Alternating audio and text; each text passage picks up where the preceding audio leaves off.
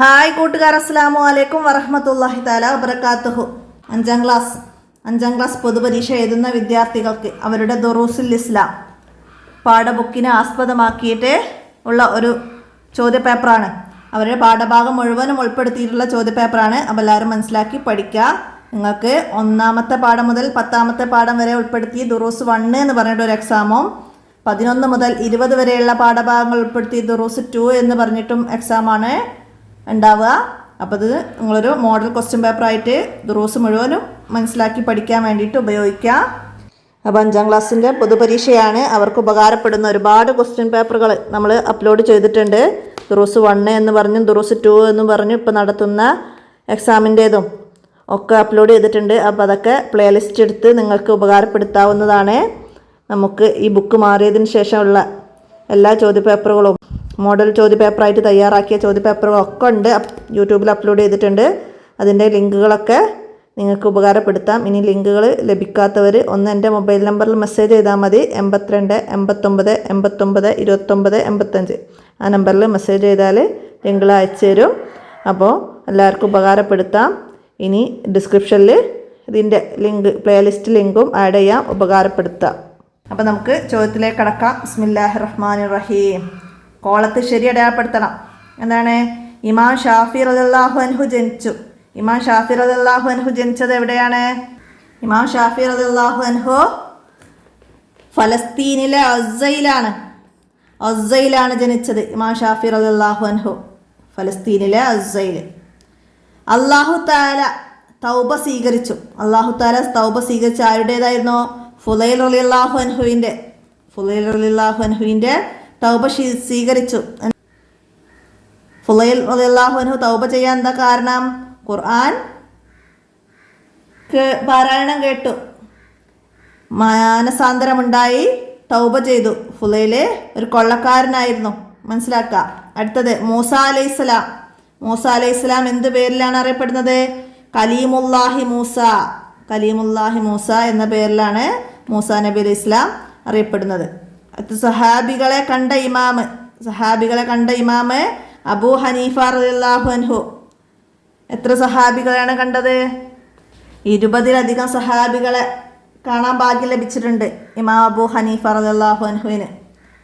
4000-ൽ പരം ഉസ്താദുമാരിൽ നിന്ന് അറിവ് നുകർന്നിട്ടുണ്ട്. 1000-ൽ പരം ശിഷ്യന്മാരുണ്ടായിരുന്നു. 1000-ൽ പരം ശിഷ്യന്മാർക്ക് അറിവ് പകർന്നിട്ടുണ്ട്. അതൊക്കെ മനസ്സിലാക്കുക. അടുത്തത് എന്താണ്? ഒറ്റക്ക് യാത്ര ചെയ്യൽ ഹറാമാണ്. ആരാണ്?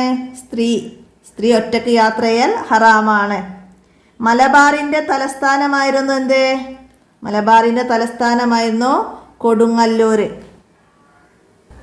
മലബാറിലെ മക്ക എന്നറിയപ്പെടുന്നത് പൊന്നാനി.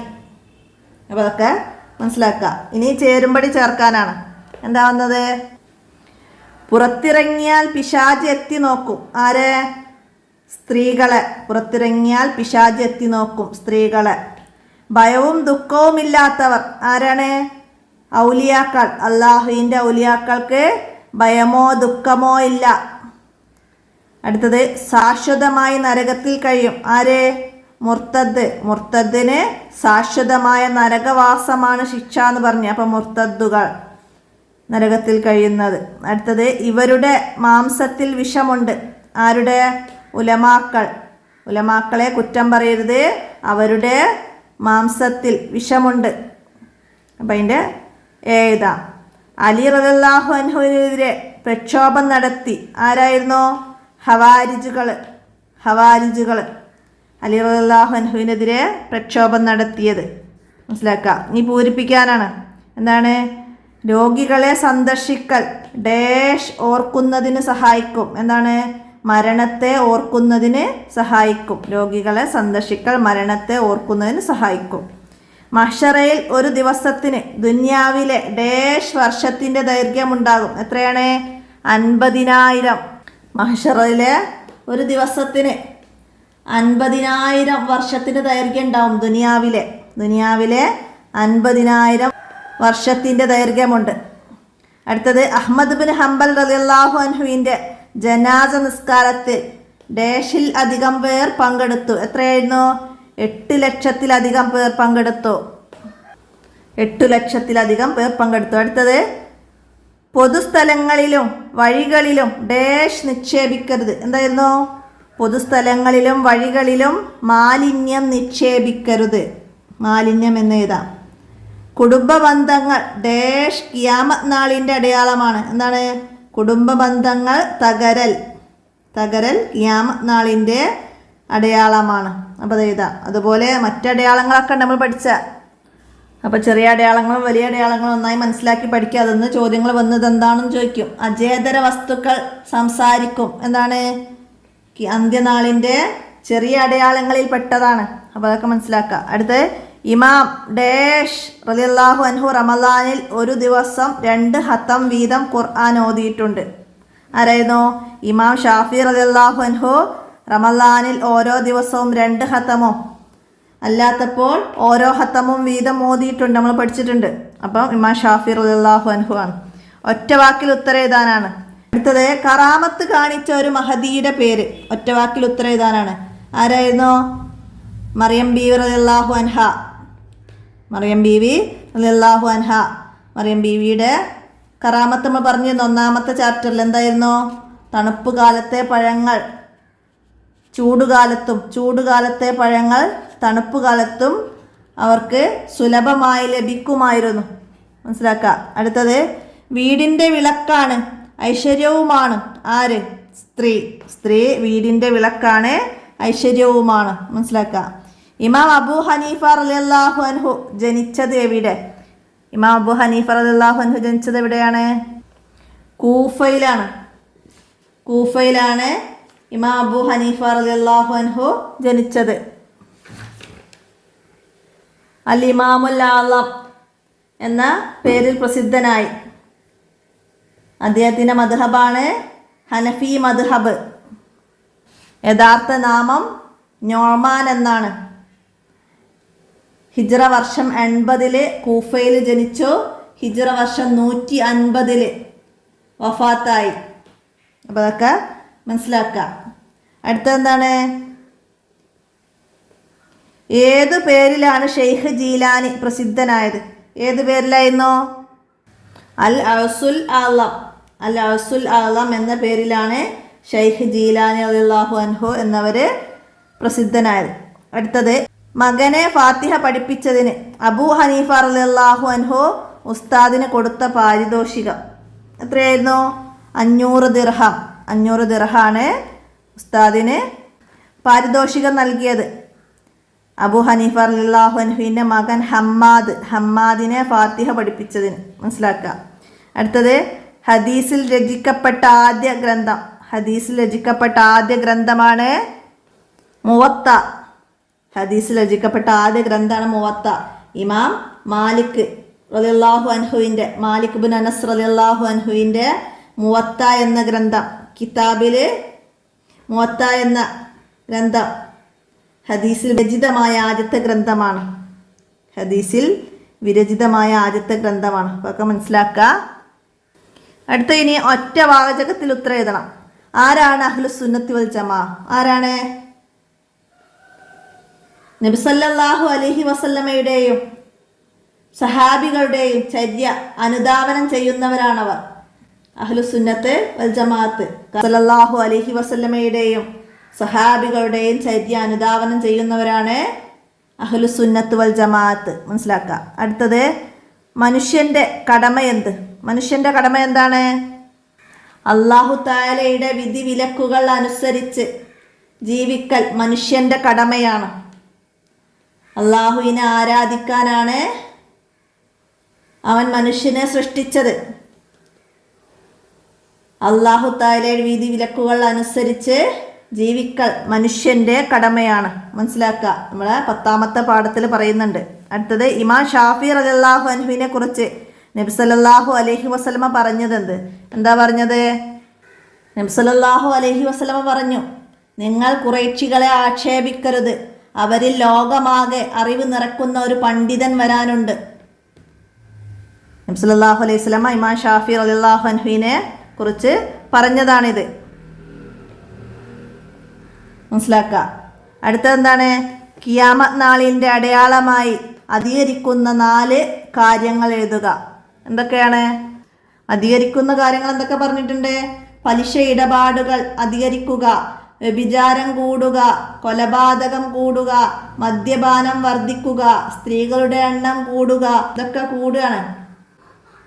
സംഗീതമേളകളും നർത്തകികളും വർദ്ധിക്കുക.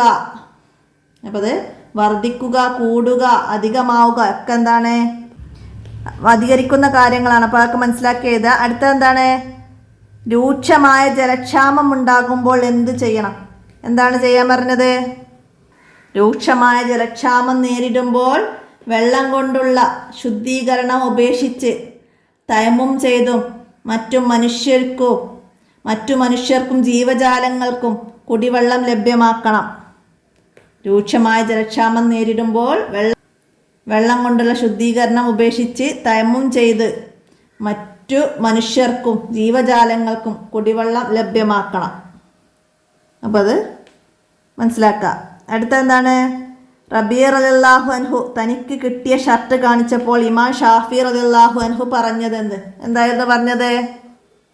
താങ്കൾ ഭാഗ്യവാനാണ്, അത് നനച്ച വെള്ളം എനിക്ക് തരൂ, ഞാൻ അതുകൊണ്ട് ബർക്കത്തെടുക്കട്ടെ. ഇതാണ് ഇമാം ഷാഫി റളിയല്ലാഹു അൻഹു പറഞ്ഞത്. താങ്കൾ ഭാഗ്യവാനാണ്, അത് നനച്ച വെള്ളം എനിക്ക് തരൂ, ഞാൻ അതുകൊണ്ട് ബർക്കത്തെടുക്കട്ടെ എന്ന് ഇമാം ഷാഫി റളിയല്ലാഹു അൻഹു പറഞ്ഞു. റബീ റളിയല്ലാഹു അൻഹുവിന് ഷർട്ട് സമ്മാനിച്ചത് ആരായിരുന്നു? ഇമാം അഹ്മദ് ബിൻ ഹംബൽ റളിയല്ലാഹു അൻഹു. അടുത്തത് മഹ്ശറയിൽ ആരൊക്കെ ഷഫാഅത്ത് ചെയ്യും? 4 വിഭാഗത്തിൻ്റെ പേരെഴുതുക. നബി സല്ലല്ലാഹു അലൈഹി വസല്ലമയെ പോലെ അമ്പിയാക്കളും ഔലിയാക്കളും പണ്ഡിതന്മാരും ശുഹദാക്കളും സ്വാലിഹീങ്ങളും ഷഫാഅത്ത് ചെയ്യും. നമ്മൾ പഠിച്ചിട്ടുണ്ട്. അപ്പോൾ അവിടെ 4 വിഭാഗത്തിൻ്റെ പേര് എഴുതാനാണ്. അപ്പോൾ നബി സല്ലല്ലാഹു അലൈഹി വസല്ലമ, അമ്പിയാക്കൾ, ഔലിയാക്കൾ, ശുഹദാക്കൾ എന്നൊക്കെ എഴുതാം. മനസ്സിലാക്കി പഠിക്കാം. അടുത്തതിന് 5 വരെ കുറയാതെ ഉപന്യസിക്കാൻ എന്താണ്? പരിസ്ഥിതി സംരക്ഷണം എന്നതിനെ കുറിച്ചാണ് എഴുതേണ്ടത്. നമുക്ക് എന്തൊക്കെ എഴുതാം? നാം താമസിക്കുന്ന പരിസരമാണ് നമ്മുടെ പരിസ്ഥിതി. മണ്ണും വെള്ളവും വായും പ്രകൃതിയുടെ അടിസ്ഥാന ഘടകമാണ്. കുന്നും മലയും കാടും താഴ്വരയും തോടുകളും വയലുകളും കടലും പുഴയും എല്ലാം പരിസ്ഥിതിയുടെ ഭാഗമാണ്. മനുഷ്യർക്ക് വേണ്ടിയാണ് അല്ലാഹു തആല ഇവയെല്ലാം സൃഷ്ടിച്ചത്. പ്രകൃതി സംരക്ഷണം സത്യവിശ്വാസിയുടെ കടമയാണ്. അനാവശ്യമായ മരങ്ങൾ മുറിക്കരുത്, കാട് നശിപ്പിക്കരുത്, കുന്നുകൾ ഇടിച്ചു നിരത്തരുത്, വയലുകളും പുഴകളും തോടുകളും മലിനമാക്കരുത്, അവ നശിപ്പിക്കുകയും ചെയ്യരുത്. കീടനാശിനികളുടെയും രാസവസ്തുക്കളുടെയും അമിതമായ ഉപയോഗം മണ്ണിനെയും ജലസ്രോതസ്സുകളെയും നശിപ്പിക്കും, പരിസ്ഥിതിയെ അസന്തുലിതമാക്കും, അത് മനുഷ്യരെയും ബാധിക്കും. അതിനാൽ അവയൊന്നും ചെയ്യാൻ പാടില്ല. അപ്പോൾ ഇത്രയും നമുക്ക് പരിസ്ഥിതി സംരക്ഷണത്തെക്കുറിച്ചിട്ട് എഴുതി 5 വരെ കുറയാതെ എഴുതാം. അടുത്ത സ്ത്രീകളുടെ അച്ചടക്കം എന്നതിനെ കുറിച്ചാണ്. സ്ത്രീ വീടിൻ്റെ വിളക്കാണ്, വീടിൻ്റെ ഐശ്വര്യമാണ്. അതിനാൽ അത്യാവശ്യത്തിന് പുറത്തു പോകാവൂ. പുറത്തു പോകുമ്പോൾ വിശ്വസ്തരായ സ്ത്രീകളോ ഭർത്താവോ മഹറമായ പുരുഷനോ കൂടെ വേണം. സ്ത്രീ ഒറ്റയ്ക്ക് യാത്ര ചെയ്യൽ ഹറാമാണ്. പുരുഷന്മാർ ആകർഷിക്കും വിധം സൗന്ദര്യം പ്രദർശിപ്പിച്ചോ ആകർഷകമായ വസ്ത്രങ്ങൾ ധരിച്ചോ അവൾ പുറത്തിറങ്ങരുത്. പുരുഷന്മാരുമായി ഇടകലരുന്ന സാഹചര്യം ഉണ്ടാവരുത്. നിങ്ങൾ പുരുഷന്മാർക്ക് പിന്നിലായി നടക്കുക. വഴി മധ്യത്തിലൂടെ നടക്കരുത്, അരികിലൂടെ നടക്കണം. സ്ത്രീ സുരക്ഷക്കാണ് ഇസ്ലാം പ്രാധാന്യം കൽപ്പിക്കുന്നത്. അതിനാൽ അവൾക്ക് ജുമുഅയില്ല, മസ്ജിദിൽ വെച്ചുള്ള നിസ്കാരവുമില്ല, വീടിൻ്റെ ഉള്ളറയിൽ വെച്ച് നിസ്കരിക്കലാണ് സ്ത്രീക്ക് ഏറ്റവും പ്രതിഫലമെന്ന് നബി സല്ലല്ലാഹു അലൈഹി വസല്ലമ പറഞ്ഞു. അപ്പോൾ അതൊക്കെ മനസ്സിലാക്കി സ്ത്രീ അച്ചടക്കം എന്ന വിഷയത്തെക്കുറിച്ച് പാരഗ്രാഫ് എഴുതി തയ്യാറാക്കുക, മനസ്സിലാക്കുക. അപ്പോൾ ഇത്രയാണ് ഈ ചോദ്യപേപ്പറിൽ പറയുന്നത്. അപ്പോൾ അതൊരു മോഡൽ ക്വസ്റ്റ്യൻ പേപ്പറായിട്ട് എല്ലാവർക്കും മനസ്സിലാക്കി പഠിക്കാം, ഉപകാരപ്പെടുത്താം. നമ്മൾ മുമ്പ് ചെയ്ത വീഡിയോസിൻ്റെ ലിങ്കൊക്കെ തൊട്ട് താഴെ ഡിസ്ക്രിപ്ഷനിൽ ആഡ് ചെയ്തിട്ടുണ്ട്. അപ്പോൾ ഒക്കെ നിങ്ങൾക്ക് ഉപകാരപ്പെടുത്താം. വീഡിയോ കൂട്ടുകാർക്കൊക്കെ ഷെയർ ചെയ്ത് കൊടുക്കുക. ഇന്നത്തെ വീഡിയോ അവസാനിപ്പിക്കുകയാണ്. അസ്സലാമു അലൈക്കും വറഹ്മത്തുള്ളാഹി വബറകാതുഹു.